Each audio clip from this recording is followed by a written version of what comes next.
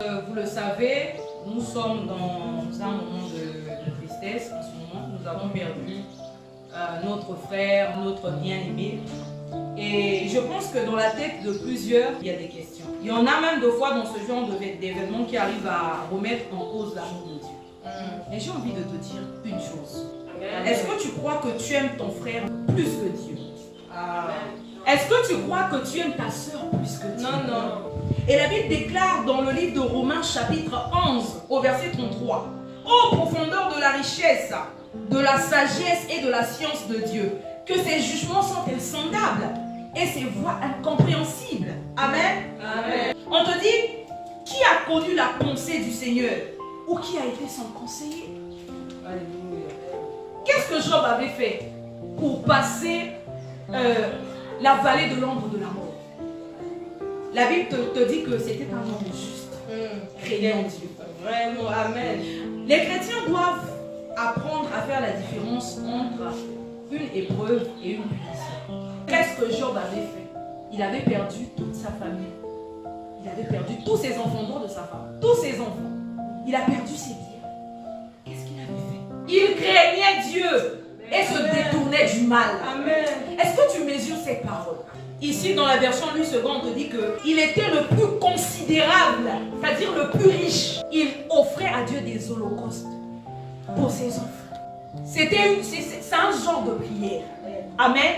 C'est un genre de prière qu'il faisait en faveur de ses enfants. Ici, Dieu est en train de vanter son fils. Alléluia. Il est fier de son fils.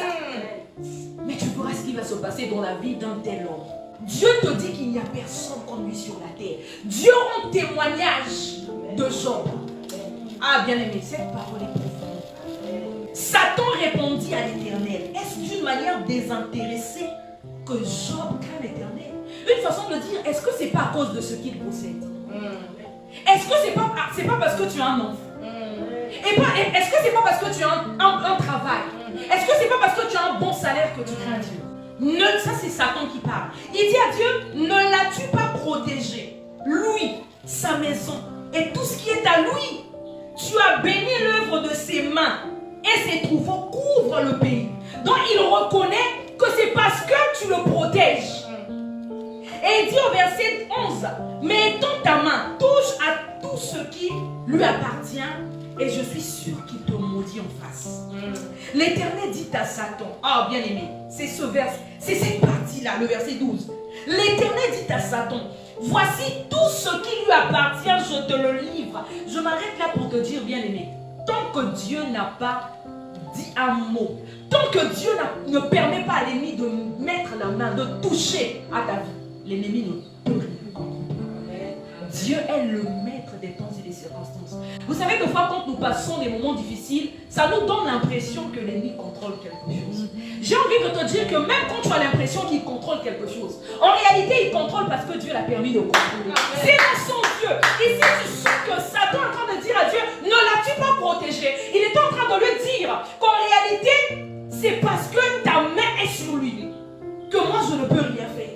Quand il dit étends ta main, il est en train de lui dire donne-moi seulement accès. Permets-moi seulement de toucher. Il n'avait pas accès à sa vie.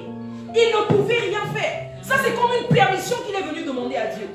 Ce que j'ai envie de te dire c'est que peu importe les temps, peu importe les circonstances, rappelle-toi que Dieu est le maître. Il est celui qui contrôle les temps et les circonstances.